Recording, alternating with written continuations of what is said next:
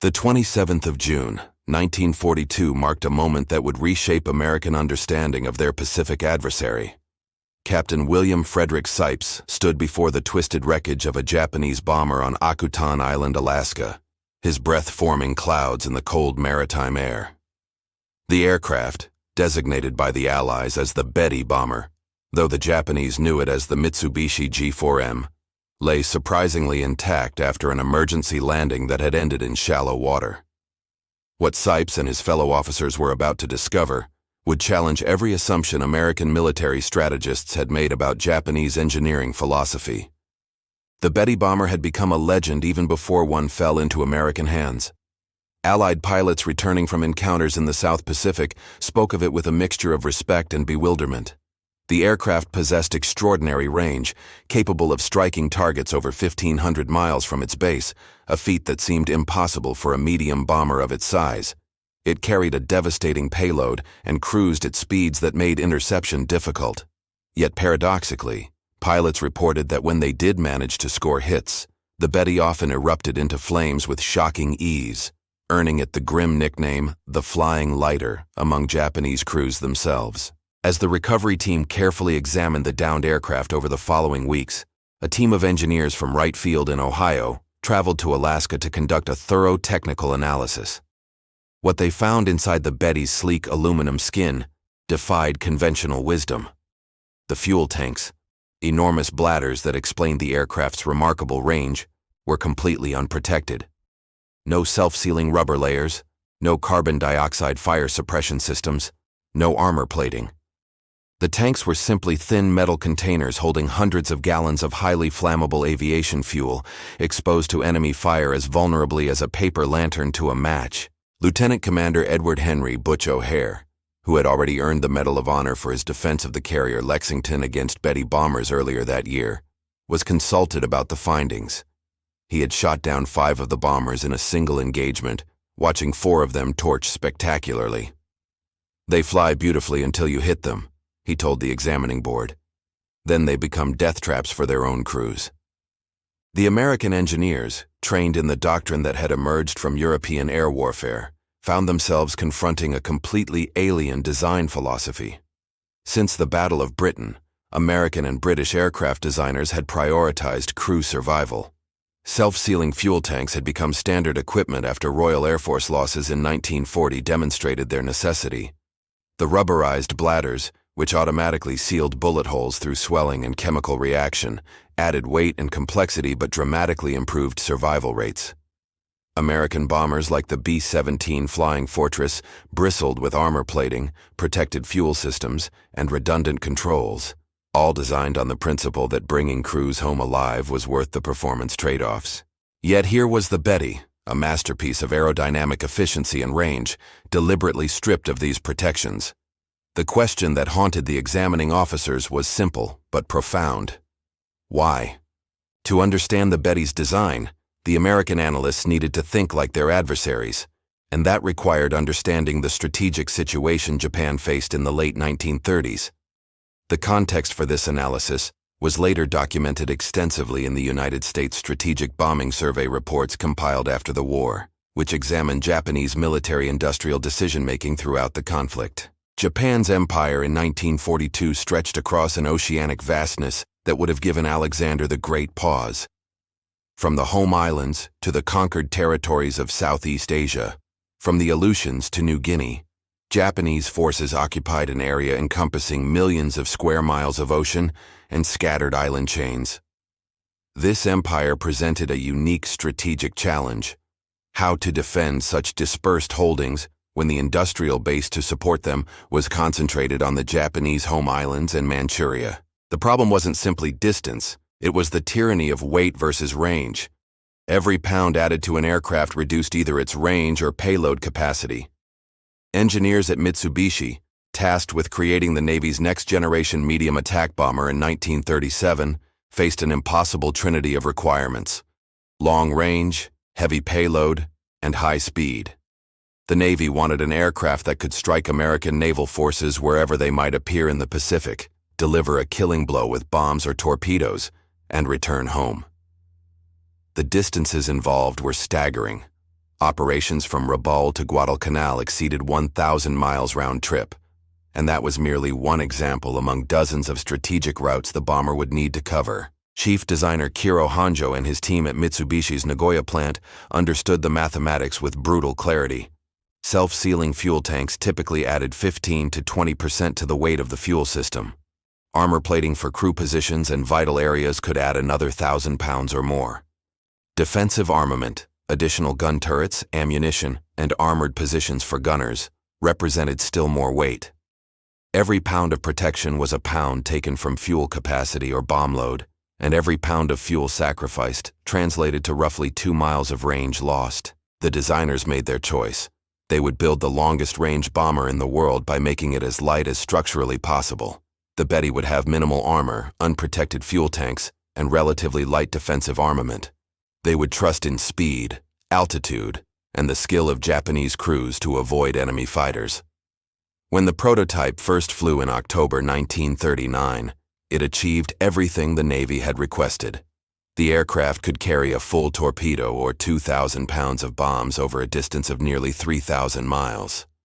It was fast, reaching nearly 300 miles per hour, competitive with many fighters of the era. But the American engineers examining the Akutan Betty in mid-1942 were looking at these design choices through a completely different philosophical lens. In American military thinking, heavily influenced by democratic values and industrial abundance, the individual serviceman's life held paramount importance. America's factories could produce aircraft faster than they could train experienced crews. A pilot represented years of training investment. An aircraft represented months of factory time. The equation favored protecting the human element. The examination of the captured Betty continued through July 1942 at a specially secured facility where metallurgists, aeronautical engineers, and combat pilots collaborated to understand every aspect of the aircraft. Major General Muir Stephen Fairchild, who would later become Vice Chief of Staff of the Army Air Forces, reviewed the preliminary reports with growing fascination. The Betty represented a coherent engineering philosophy, he realized, but one built on premises fundamentally different from American assumptions. Japanese military culture, shaped by centuries of Bushido tradition and intensified by the militaristic nationalism of the 1930s, held different values about risk and sacrifice. A pilot was expected to complete his mission, regardless of personal danger. Return was secondary to success. This wasn't simply reckless bravado. It was a calculated strategic decision based on Japan's industrial limitations. Japan's aluminum production in 1942 was roughly 1/10 that of the United States. Its ability to manufacture aircraft engines, particularly high-performance engines, was severely constrained by limited access to rare metals and sophisticated machine tools. Given these constraints, Japanese planners concluded that building a smaller number of highly capable aircraft made more sense than building larger numbers of less capable ones. If a Betty could strike targets that would require 2 or 3 shorter-ranged American bombers to reach, then Japan achieved efficiency despite its industrial disadvantage. If that Betty could only make 1 or 2 missions before being shot down instead of 10 or 20, well, that was an acceptable trade-off when the alternative was not being able to reach the target at all. The American analysts found evidence of this philosophy throughout the Betty's design. The aircraft's structure used an innovative weight-saving technique that integrated the fuel tanks into the wing structure itself. Rather than having separate tank containers, the wing's internal spaces were sealed and used directly as fuel storage. This approach, brilliant from a weight perspective, made the entire wing a potential fireball.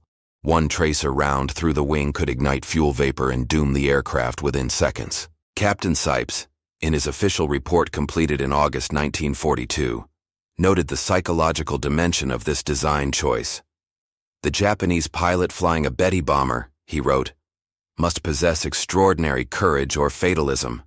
He sits in what amounts to a flying fuel depot, knowing that any combat damage has a high probability of causing catastrophic fire.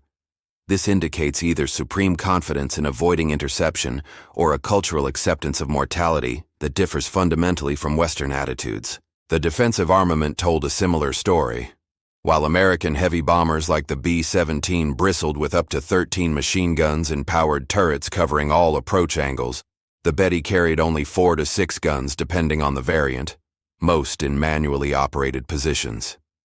The tail gun position, theoretically the most critical for defense against pursuing fighters, offered the gunner no armor protection whatsoever. He sat exposed, operating his weapon with nothing but aluminum skin between him and enemy fire. Testing the Betty's performance characteristics revealed its advantages clearly. With a full fuel load, the bomber could indeed achieve ranges exceeding 2,500 miles with a combat payload. Its cruise speed and service ceiling made it a difficult target under ideal conditions. By September 1942, American intelligence had compiled reports from dozens of combat encounters with Betty bombers across the Pacific theater. The patterns were unmistakable and deeply troubling, though not for American forces. The Betty's vulnerability to fighter attack had proven catastrophic for Japanese crews. Combat loss rates for G4M units in 1942 exceeded 40% in some squadrons, a rate of attrition that no Air Force could sustain indefinitely. Marine fighter pilots at Guadalcanal, flying Grumman F-4F Wildcats, reported that Betty bombers typically exploded or caught fire after absorbing only a few seconds of .50 caliber machine gun fire. Captain Marion Eugene Carl, one of the Marine Corps' first aces, described engaging a formation of Bettys during the campaign for the Solomon Islands. You didn't need to shoot them down in the conventional sense. You just needed to get rounds into them. The incendiary bullets would find those unprotected fuel tanks, and the whole aircraft would light up like a Christmas tree. I saw crews trying to bail out with their clothes already on fire. The tactical implications became clear to American commanders. While the Betty could theoretically bomb targets across vast distances, it could only do so effectively if air superiority had been established first. Without fighter escort throughout the mission, impossible given the even shorter range of Japanese fighters, Betty formations were desperately vulnerable to interception. The very design that enabled their range made survival impossible once engaged. Lieutenant Colonel James Harold Doolittle, fresh from his famous raid on Tokyo and now serving as an air combat analyst, reviewed the captured Betty specifications and the combat data. He identified what he termed strategic asymmetry in a memorandum dated October 19, 1942. The Japanese have designed an offensive weapon of great reach but fragile constitution, Doolittle wrote. Our strategy should be to ensure interception at every possible opportunity. The Betty's weaknesses will force Japan either to accept unsustainable losses or to reduce their operational tempo. We need not match their range, we need only contest their routes. The analysis proved prophetic. By early 1943, Japanese commanders were already modifying their tactics in response to Betty losses. Formations flew higher, used cloud cover more extensively, and operated primarily at night when possible. But these adaptations created their own problems. Bombing accuracy suffered, navigation became more difficult, and the strain on crews increased. The captured Betty at Akutan had, in a sense, revealed not just an aircraft, but an entire strategic vulnerability. Mitsubishi engineers, aware of the Betty's problems, attempted to address them in later variants. The G4M2 model, introduced in late 1943, incorporated rubber-lined fuel tanks in the wings, a grudging acknowledgement that crew survival mattered even at the cost of reduced range. But the modifications came too late and didn't go far enough. The basic structural integration of fuel tanks into the wings remained, and the aircraft's reputation as a death trap persisted among its own crews.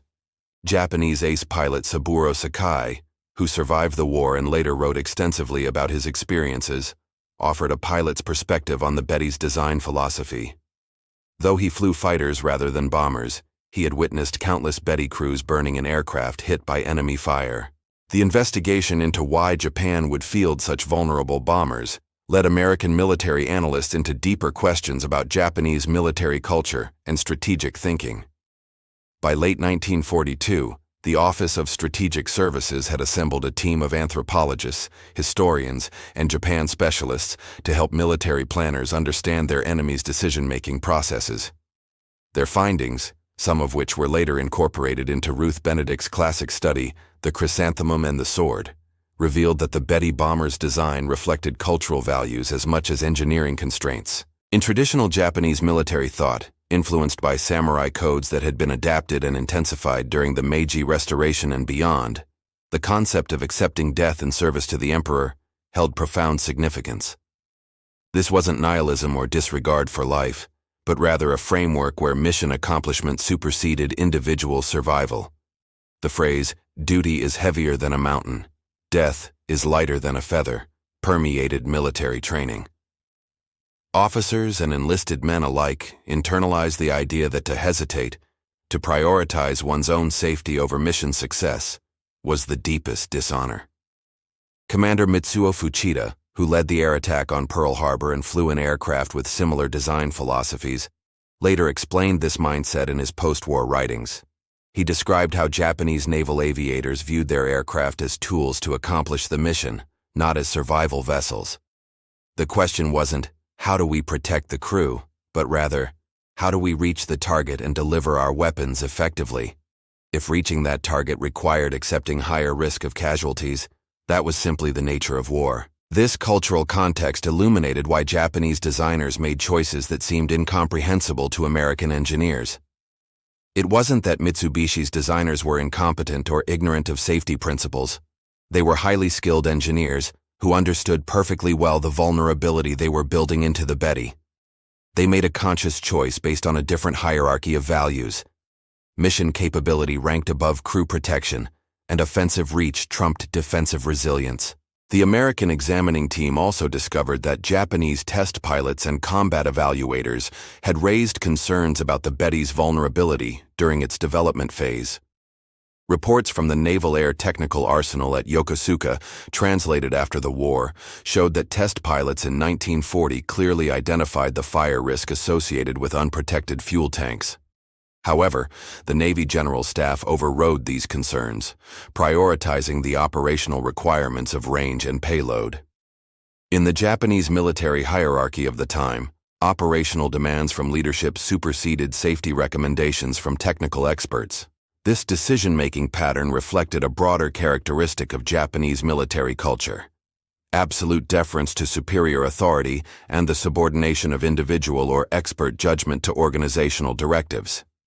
Once the Navy General Staff specified the performance requirements, engineers and test pilots were expected to deliver those capabilities, not to question whether the requirements themselves were wise. This top-down rigidity, while it could produce impressive short-term results, limited adaptive learning from battlefield experience. By contrast, American military culture in World War II, despite its own hierarchy and discipline, maintained more flexibility for bottom-up feedback. Pilots and crews routinely reported problems with equipment, and these reports often led to rapid modifications. The winter of 1943 brought new clarity to American understanding of Japanese strategic calculations. As intelligence analysts compiled industrial production data from multiple sources, decoded diplomatic traffic, aerial reconnaissance, and reports from China, a picture emerged of an economy stretched to its absolute limits. Japan's decision to field aircraft like the Betty wasn't merely cultural preference, it was industrial necessity, dressed in philosophical justification. Japan's aluminium production capacity in 1943 stood at approximately 200,000 tons annually, compared to America's nearly 1 million tons. But the disparity went beyond raw tonnage. The quality and alloy composition of Japanese aluminum, constrained by limited access to bauxite sources after the war began restricting imports, often fell below optimal specifications. Engineers at Mitsubishi and other manufacturers had to design around material limitations, using innovative structural techniques to achieve strength with less material. The Betty's integrated fuel tank wings were one such innovation, necessary because Japan couldn't afford the weight penalty of separate tank structures. Engine production presented even more severe constraints. The Betty's Mitsubishi Kase engines were reliable and powerful by Japanese standards, but Japan's factories could only produce approximately 1,500 aircraft engines per month across all types in early 1943. America's factories, by comparison, were approaching 10,000 engines per month. This production differential meant that every Japanese aircraft needed to accomplish more missions than its American counterpart simply for Japan to maintain force parity. The captured Betty's instruments and equipment revealed other telling details about Japanese industrial capacity. The optical bomb sight, while functional, lacked the precision of American Norden bomb sights. Radio equipment was simpler and less capable than American counterparts. These weren't design oversights but reflections of Japan's more limited electronics and precision optics industries. Japan had entered the war as a first-rate military power, but a second-tier industrial one, and that gap widened with every month of conflict. Major General Curtis Emerson LeMay, who would later command the strategic bombing campaign against Japan, studied the Betty analysis reports as part of his preparation for Pacific operations. He recognized that Japan's industrial limitations created exploitable vulnerabilities. "They've built an air force that can reach us but can't sustain losses," LeMay noted in a planning conference in March 1943. "Every Betty we shoot down is nearly irreplaceable given their production capacity. Our strategy should be to force them into attrition warfare, which their industrial base cannot win." This strategic insight would shape American air operations throughout the Pacific campaign. Rather than attempting to match Japanese tactics, American forces leveraged their industrial superiority to wage a war of attrition. The United States could afford to lose aircraft and train replacement crews. Japan could not. American bombers could sacrifice some range and speed for protection because American carriers and captured islands would provide forward bases. Japan's defensive perimeter kept shrinking, making their bombers' extreme range increasingly irrelevant. The Betty examination also revealed Japanese anticipation of a short war. The aircraft's design made sense if Japan expected to achieve its strategic objectives quickly, before attrition became decisive. In a 6-month or 1-year war, the Betty's offensive capabilities would deliver maximum impact. But in a multi-year conflict, the inability to protect and preserve experienced crews would prove catastrophic. By mid-1943, American intelligence had begun interviewing Japanese prisoners of war who had served as Betty crewmen, and their testimonies added a human dimension to the technical analysis. These interviews, conducted by skilled linguists and intelligence officers, revealed the psychological burden that Betty crews carried along with their physical duties. Flight Petty Officer Takeshi Maeda, captured after his Betty was forced down near Bougainville in June 1943, described his experience to interrogators with striking candor. He had flown 37 missions as a radio operator and gunner aboard Betty's, watching 6 different aircraft in his squadron burn after receiving enemy fire. "Every time we took off, we knew we were flying inside a bomb," he said through translators. The veterans would perform certain rituals before missions, making peace with death. The new crews didn't understand at first. After they saw their first Betty go down in flames, with men jumping out already on fire, they understood. Then they began their own rituals. The interrogation reports documented a grim progression in Japanese bomber units. Initial combat enthusiasm gave way to fatalism as crews accumulated missions and witnessed losses. Unlike American bomber crews who had a set number of missions before rotation home, the famous 25-mission tour for European bomber crews, Japanese aviators flew until they died, were incapacitated, or the war ended. The psychological strain of flying in vulnerable aircraft with no hope of relief created what modern psychologists would recognize as chronic combat stress. Lieutenant Morris Reuben Jepson, a naval intelligence officer specializing in Japanese air operations, compiled a study in August 1943 examining crew effectiveness versus mission count for Betty units. His research, drawing on mission reports captured from downed aircraft and interrogation data, revealed that crew efficiency peaked around missions 15 through 25, then declined sharply. By mission 40, if crews survived that long, their effectiveness had degraded significantly due to accumulated stress. The Betty's design creates a self-reinforcing cycle of declining capability, Jepson concluded. The vulnerability causes stress. The stress degrades performance. Degraded performance increases vulnerability. Yet Japanese crews continued flying. The interrogation reports documented instances of extraordinary courage, crews pressing attacks despite damage, pilots controlling burning aircraft long enough for surviving crew members to bail out, gunners remaining at their posts even when fire had reached their positions.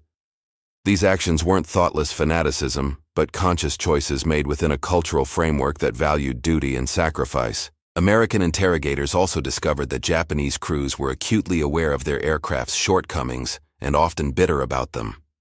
Petty Officer Maida reported that Betty crews sarcastically referred to their aircraft as the Flying Zippo and the One-Shot Lighter, showing that dark humor transcended cultural boundaries. Several captured airmen expressed resentment that Navy leadership had prioritized range over protection, though they carefully framed such criticisms as objective observations rather than insubordination. The human testimony added weight to the technical findings. The Betty wasn't just a flawed aircraft design. It was a daily ordeal for the men who flew it. Each mission required crews to consciously accept the likelihood of burning to death if intercepted, to climb aboard an aircraft they knew would offer almost no chance of survival if hit, and to do so repeatedly without prospect of relief. The examination of the captured Betty bomber ultimately influenced American aircraft design, combat tactics, and strategic planning throughout the remainder of the war and beyond. By late 1944, as American forces island-hopped across the Pacific and the strategic bombing campaign against Japan intensified, the lessons learned from that single aircraft recovered in Alaska 2 years earlier had been thoroughly internalized. The Betty's vulnerability vindicated American design philosophy, emphasizing crew protection. Post-war analysis conducted by the United States Strategic Bombing Survey in 1946 revealed that American bomber crews in the Pacific Theater had survival rates after being shot down that were 3 to 4 times higher than their Japanese counterparts. Self-sealing fuel tanks, armor plating, and robust structures meant that American aircraft often remained controllable, even after sustaining heavy damage, giving crews opportunity to reach friendly territory or ditch at sea where rescue was possible. The strategic implications proved even more significant. Japan's inability to preserve experienced crews, partially due to aircraft designs like the Betty that prioritized performance over protection, created an irreplaceable capability gap. By late 1944, average Japanese pilot experience had declined precipitously, as veterans were killed faster than replacements could be adequately trained. American pilots, facing opponents with a fraction of their training hours, achieved kill ratios that sometimes exceeded 10 to 1. The Betty's design philosophy, accept higher casualties to achieve greater offensive reach, worked only if Japan could sustain those casualties. They could not. The examination also influenced American design of the B-29 Superfortress, which became operational in mid-1944. While the B-29 faced its own developmental challenges, its designers consciously prioritized crew protection, even at the cost of some performance. The aircraft featured pressurized crew compartments, extensive armor protection, multiple self-sealing fuel tank systems, and defensive armament far superior to any previous bomber. The B-29 could absorb tremendous damage and continue flying, and its crews had survival equipment and training that gave them realistic chances of recovery even when forced down. These capabilities reflected lessons learned not just from American combat experience, but from studying Japanese failures. General Henry Harley, Hap Arnold, commanding general of the Army Air Forces, referenced the Betty analysis in his post-war report to the Secretary of War in November 1945. The examination of captured enemy equipment provided invaluable insights into opposing design philosophies, Arnold wrote. Understanding why the enemy made certain choices proved as valuable as understanding what those choices were. The Japanese Betty bomber exemplified a strategic approach built on offensive capability and cultural values that accepted casualties, which American society would find intolerable. Ironically, post-war Japanese aviation learned the opposite lesson. When Japan rebuilt its aviation industry under American occupation and later as a sovereign nation, Japanese aircraft designs emphasized safety, reliability, and crew protection to a degree that sometimes surprised American observers. The trauma of having flown and maintained aircraft like the Betty left a lasting impression on Japanese engineers and military planners. The specific Betty examined in Alaska eventually made its way to Wright Field's museum collection, where it remained until transferred to the National Museum of the United States Air Force decades later. The aircraft serves as a physical reminder of how engineering choices reflect cultural values and strategic contexts, and how seemingly technical decisions about fuel tank protection embody profound questions about risk, sacrifice, and the value placed on human life. The story of the Betty bomber ultimately illustrated a fundamental truth about military technology. Superior performance in one dimension means nothing if the design cannot sustain operations over time. An aircraft that can fly farther than any opponent, but burns at the first touch of enemy fire, may win initial engagements through surprise and reach, but loses the extended conflict through attrition. The Japanese engineers who designed the Betty understood aerodynamics brilliantly. The strategic planners who mandated its specifications understood offense excellently, but neither fully grasped that wars of attrition demand survivability as much as capability. That lesson, learned through examination of a captured bomber and confirmed through years of combat, remains relevant to military design philosophy today. Sometimes the most important question isn't how far can we reach, but rather, how do we come home?